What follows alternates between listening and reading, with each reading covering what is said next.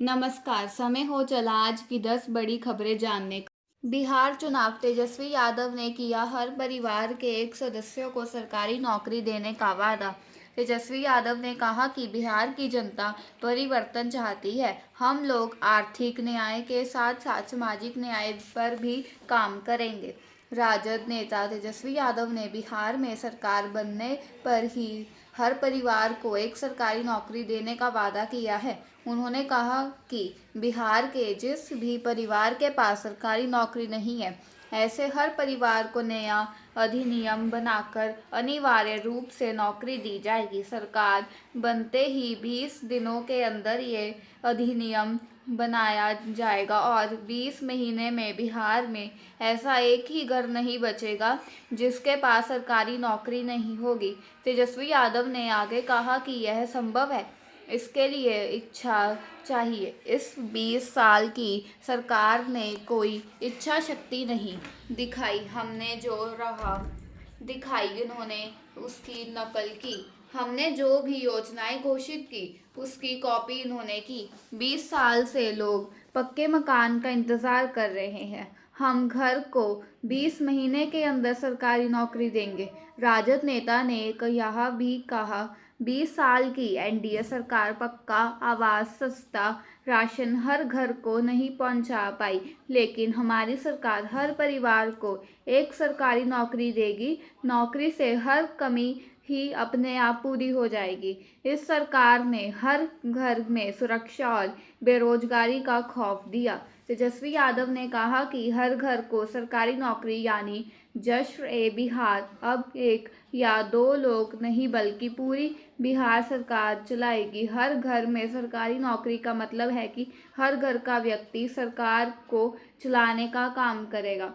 उन्होंने कहा कि हो सरकारी में भागीदारी, हर युवा की हो हिस्सेदारी, इसलिए तेजस्वी सरकार देगी हर परिवार को सरकारी नौकरी। तेजस्वी यादव ने कहा कि नीतीश कुमार की सरकार आपको बेरोजगार ही रखना चाहती है, इसलिए ये चुनाव के समय बेरोजगारी भत्ता देने की बात तो कर रहे हैं, लेकिन नौकरी देने की बात नहीं कर रहे हैं। बिहार की जनता परिवर्तन चाहती है। हम लोग आर्थिक न्याय के साथ सामाजिक न्याय पर भी काम करेंगे। जब तक मैं मंत्री हूं तब तक एनडीए में सीट शेयरिंग पर बोले चिराग। पटना में एलजेपी की बैठक। बिहार चुनाव। चिराग पासवान ने कहा बातचीत चल रही है, ऐसे में मेरे ऊपर और भी जिम्मेदारियां हैं। जब तक मैं मंत्री हूं तब तक मंत्रालय की भी जिम्मेदारी है, तो मैं फिलहाल उसको देखने जा रहा हूं। बिहार में चुनाव को लेकर हलचल के बीच एनडीए में सीट बंटवारे को लेकर अभी तक सब कुछ स्पष्ट नहीं है। एलजेपी सुप्रीमो और केंद्रीय मंत्री चिराग पासवान लगातार कह रहे हैं कि अभी सीट बंटवारे पर बातचीत ही चल रही है।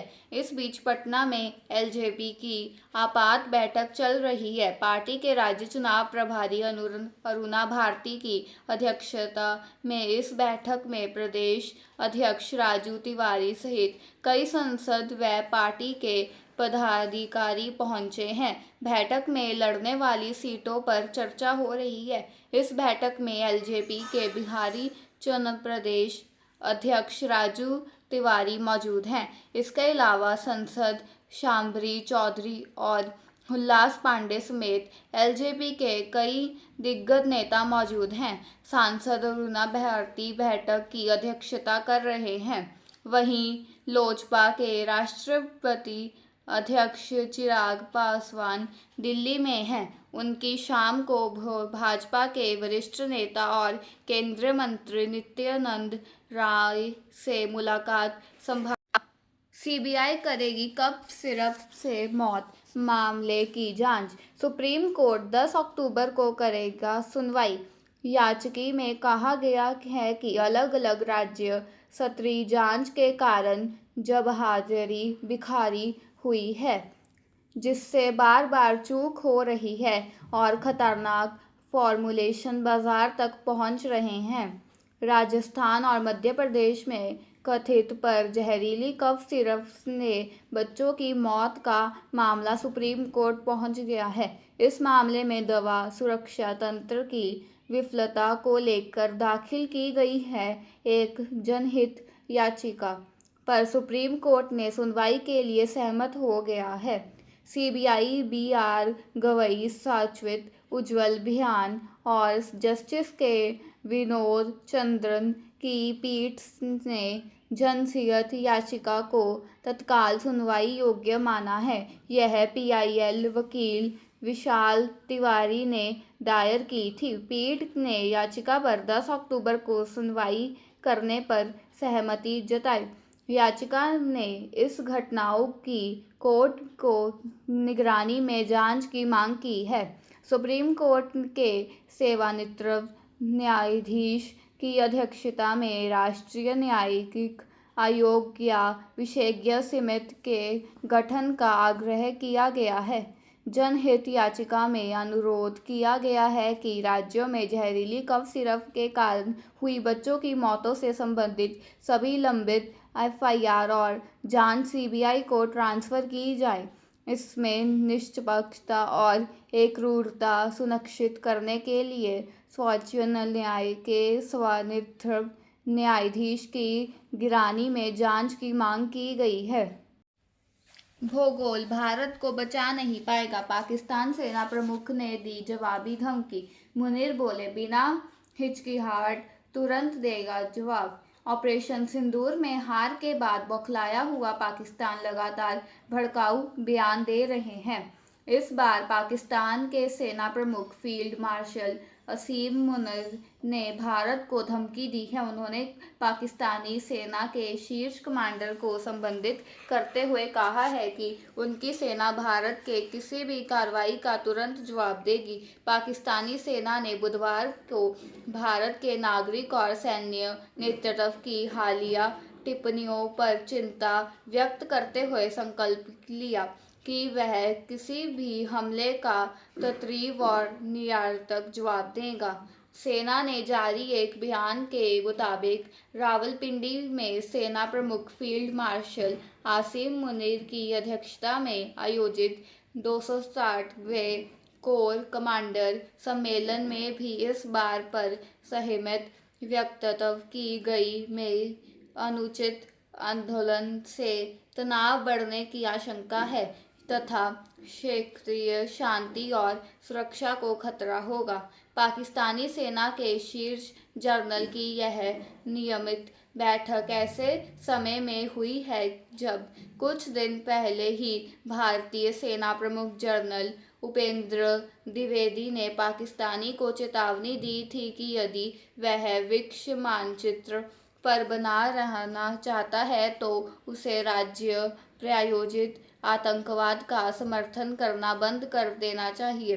भारतीय वायुसेना ने अध्यक्ष air chief marshal AP Singh ने गत शुक्रवार को कहा था कि ऑपरेशन सिंदूर के दौरान भारतीय हमलों में अमेरिका की F-16 जेट समेत कम से कम 1 दर्जन पाकिस्तानी सैन्य विमान नष्ट हो गए या क्षतिग्रस्त हो गए।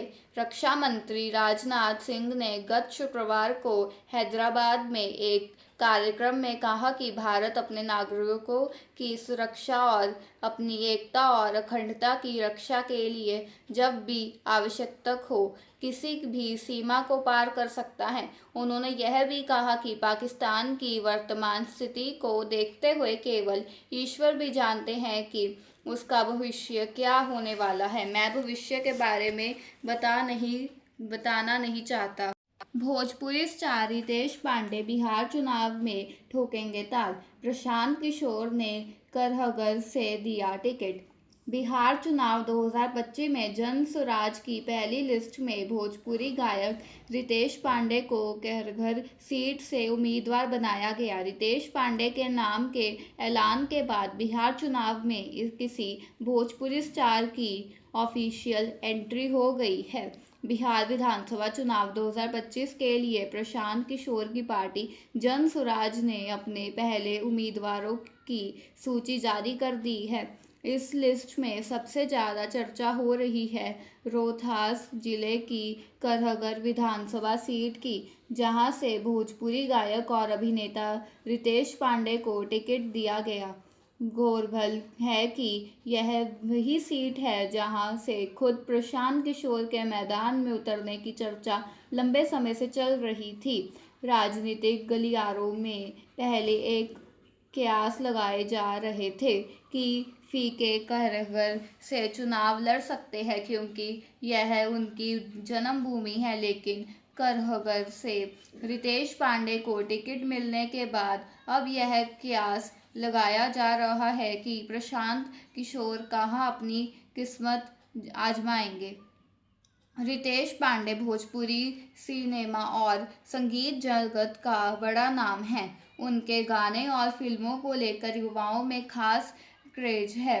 अब राजनीतिक पारी की शुरुआत के साथ उन्होंने अपनी लोकप्रियता को जन सुराज के पक्ष में भुनाने की तैयारी शुरू कर दी है। रितेश ने कुछ महीने पहले ही जन सुराज ज्वाइन किया था। करहगर सीट ने जन स्वराज द्वारा रितेश पांडे को उतारने के बाद यहाँ का मुकाबला बेहद दिलचस्प हो गया है। इस सीट पर रितेश की स्टार छवि भी आकर्षित कर सकती है। अब देखना यह होगा कि भोजपुरी सुपरस्टार की लोकप्रियता राजनीति में भी उतनी ही असर साबित होती है या नहीं। जन स्वराज के कुल 55 उम्मीदवारों के नाम पहली सूची में जारी किए गए। इनमें गोपाल लंगन की भोरा सीट से प्रीति किन्नर, दरभंगा सदर से आर.के. मिश्रा, सहरसा शहर से किशोर मुन्ना, छपरा शहर से पूर्व एडीपी जीपी सिंह, इमांझ से